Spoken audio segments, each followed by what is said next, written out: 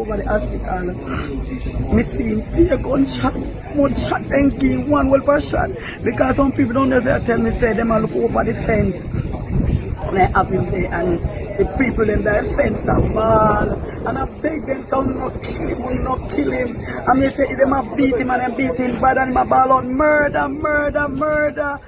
When me do, me not do nothing.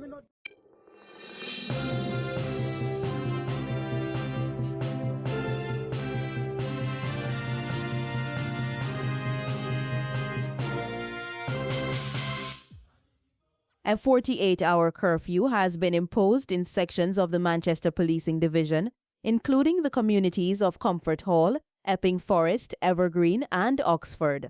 The curfew began at 7:10 p.m. on Wednesday, February 4, and will remain in effect until 7:10 p.m. on Friday, February 6. The boundaries of the curfew are as follows. North from an area of vegetation at the northern boundary along an imaginary line to an area of vegetation at the eastern boundary. This boundary is bordered by the Breeze Hole district. East from an area of vegetation at the northern boundary to an area of vegetation at the southern boundary bordered by the Waterloo district. South from an area of vegetation at the eastern boundary along an imaginary line to another area of vegetation at the western boundary. This area is bordered by Comfort Hall. West from the southern boundary along an imaginary line to a vegetated area at the northern boundary. This area is bordered by Evergreen to Roses Valley.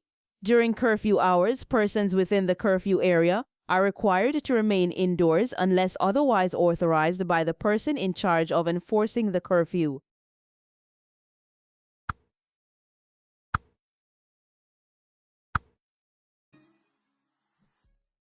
A tense moment unfolded in the Supreme Court on Wednesday as one of the accused men in the Clansman gang trial used his hands to imitate a gun, pointed it at the prosecution's first witness, and made a bow sound as if firing a gunshot. The man made the threatening gesture while being led out of the courtroom. This was shortly after the prosecution called its first witness in the ongoing trial involving alleged gang leader Tesha Miller and 24 co-accused charged under the anti-gang legislation. It was an unexpected moment that startled everyone who heard it. One of the 25 accused in the Clansman gang trial was being led out of the courtroom following the day's proceedings. He was handcuffed to another defendant. The witness, a detective corporal, had just completed giving evidence for the day and was waiting in the hallway of the court. The defendant held his hand up, imitating a gun, pointed it at the policeman, and shouted, "Bow!" Everyone turned in that direction and looked. The defendant was then led down to the holding area.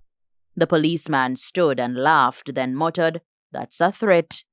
Back in the courtroom, the detective corporal testified that on March 5, 2023, at about 4:30 a.m., he and a team of approximately 20 police personnel were briefed on an operation to be carried out in an area of Spanish Town, St. Catherine. They proceeded to a premises with a search warrant. The witness said he was assigned to the cordon team tasked with securing the outside of the property while a breach team entered the house. He told the court he heard police announcing themselves and stating that they had a warrant but received no response. Sometime later, he heard that one man had been found inside. While positioned at the back of the building, he said he heard a motor vehicle arrive at the front and saw 3 men exit. As he prepared to alert colleagues inside, another vehicle arrived behind the first. He testified that 2 of the men entered the yard and were shouting, "Ripper!" When the second vehicle arrived, which turned out to be members of his team, the 2 men ran toward the back of the building in their direction. The witness said, "I made myself visible and I shouted, 'Police,' adding that one of the men was holding a firearm. He told the court that the man raised the hand holding the gun, prompting him to fire his service pistol.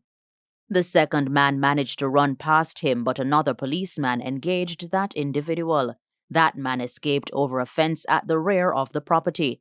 The witness said the man he fired at fell to the ground. A firearm was allegedly retrieved from the injured man, who was later taken to hospital in a service vehicle. The witness also testified that he later encountered another man at the front of the premises who identified himself as Bijan Thomas, otherwise called BJ, and he said he was a truck driver. In court, the witness identified Thomas among the accused in the dock.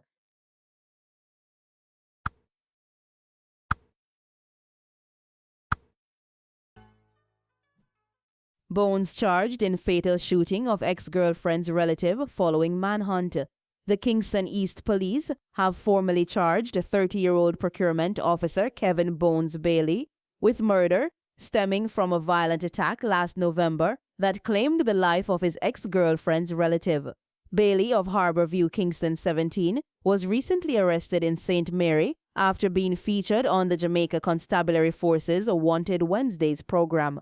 The charges against Bailey are extensive: murder, wounding with intent, using a firearm to commit a felony, possession of a prohibited weapon, and unauthorized possession of ammunition.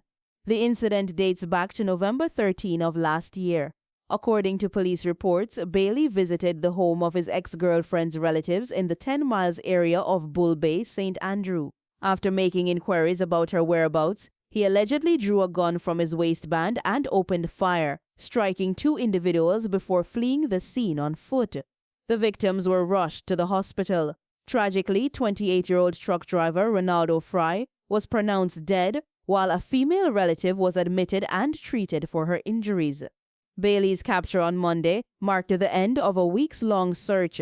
Authorities are now finalizing the details for his court appearance, where he will answer to the multiple serious charges. The case has highlighted the severe consequences of domestic-connected violence and the continued efforts of the JCF to apprehend individuals wanted for major crimes through initiatives like Wanted Wednesdays.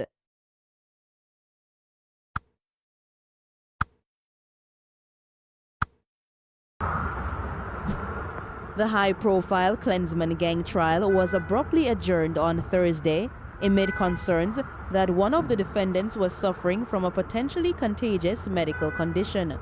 Trial Judge Justice Dale Palmer ordered that all 25 defendants receive urgent medical attention before the matter continues. The issue was brought to the court's attention by defendant Dr. Paul Robinson, who was seated near the affected individual and raised the concern based on his medical expertise. While the specific illness was not disclosed in court, defense attorney Kmar Robinson told the court that there has been a flare-up of the condition at certain lockups where the defendants are being held. The trial is scheduled to resume Monday morning at 10. 25 accused, including alleged gang leader Tesha Miller, are before the court facing charges under the anti-gang legislation. They are accused of being part of a criminal organization and of participating in a range of serious criminal activities in St. Catherine. The charges include murder, conspiracy to murder, attempted murder, robbery with aggravation, illegal possession of a firearm, and illegal possession of ammunition.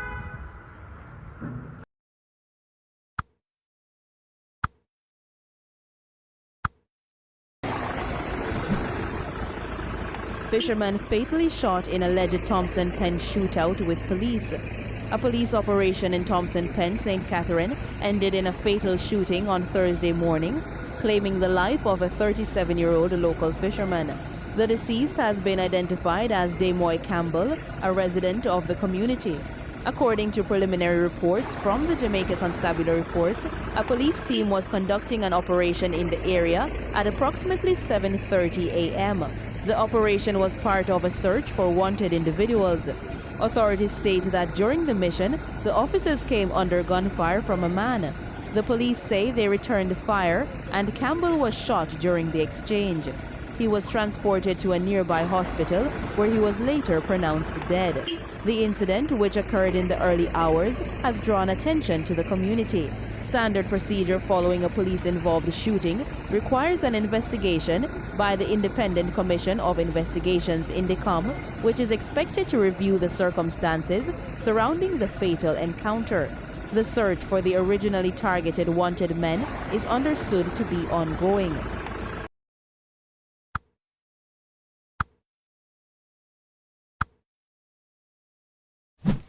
What's the name of your son? Where were you this morning and what you hear? Well, I was standing down there, so I see all the police, them are coming, all the jeep and so I call me son and I say, brother, I say, all the police are coming and something, Riverbank, Chins Avenue, all over. So when by the time he call me answer, afterward me advice noting.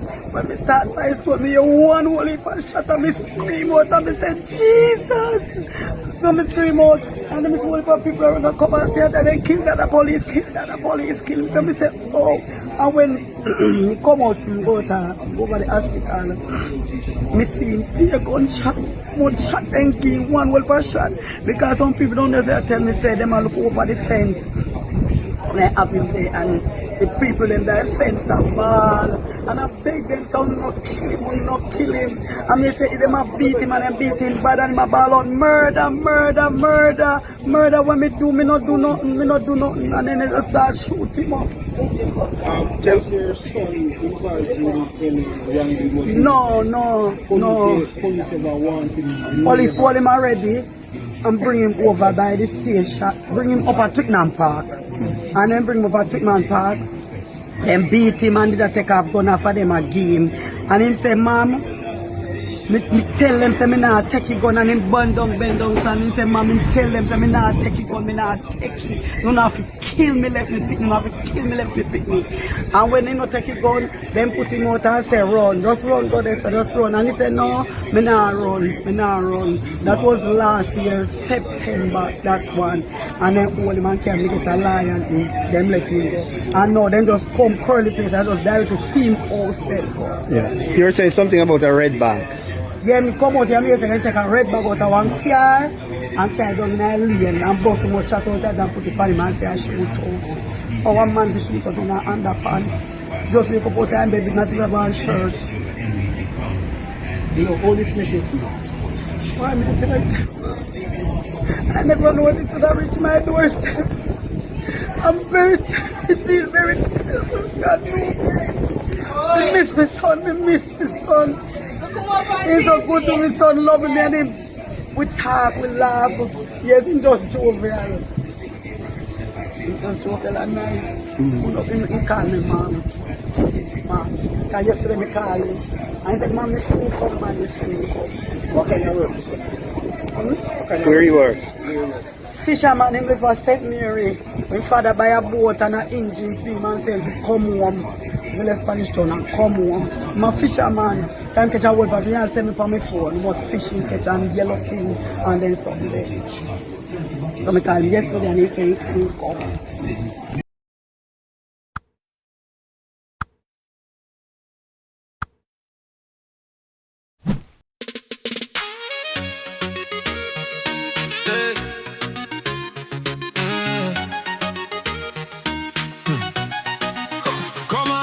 It's party time.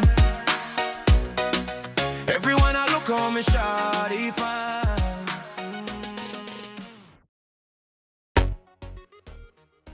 Today, I've got an incredible story for you. A story of resilience, determination and raw talent.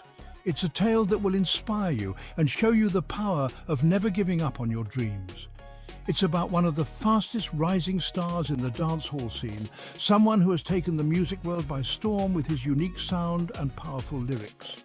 You know him as Valiant, a name that has become synonymous with passion and perseverance.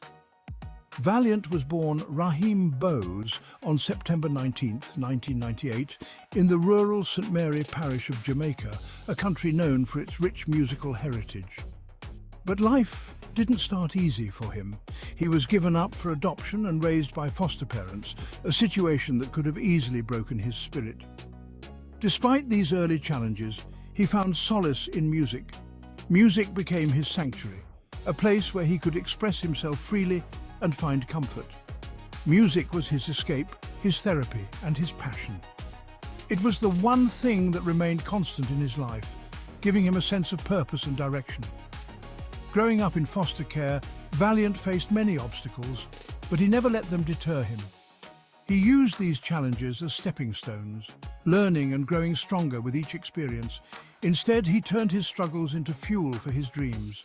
He was determined to make something of himself, to rise above his circumstances and achieve greatness. He poured his heart and soul into his music, and it wasn't long before people started to take notice. His talent was undeniable, and his passion was infectious. Valiant's rise to fame wasn't an overnight success. It was the result of years of hard work, dedication, and an unwavering belief in himself. He worked tirelessly, performing at local clubs and events, honing his craft and building his reputation. Each performance was a stepping stone, bringing him closer to his dreams. His breakthrough came with the release of his hit single, Real Youth. This song was a game changer, catapulting him into the spotlight and earning him a loyal fan base. The song resonated with many, capturing the essence of his journey and the reality of many youths in Jamaica. It was a powerful anthem that spoke to the struggles and triumphs of young people everywhere. From there, his career took off. He became a household name, known for his electrifying performances and heartfelt lyrics. Valiant started touring internationally, bringing his unique sound and energy to audiences around the world. His music transcended borders, touching the hearts of people from all walks of life. At the 2024 MOBO Awards, Valiant won the Best Caribbean Music Act, marking a significant milestone for his career and the broader recognition of Caribbean music. The award, held on February 7th at Sheffield's Utilitar Arena in London, celebrated diverse talents across various genres. His performances are electric, filled with passion and an undeniable love for dancehall music. Each show is a testament to his talent and dedication. But what's truly inspiring about Valiant is his refusal to let his past define him. He has faced many hardships, but he has never let them hold him back.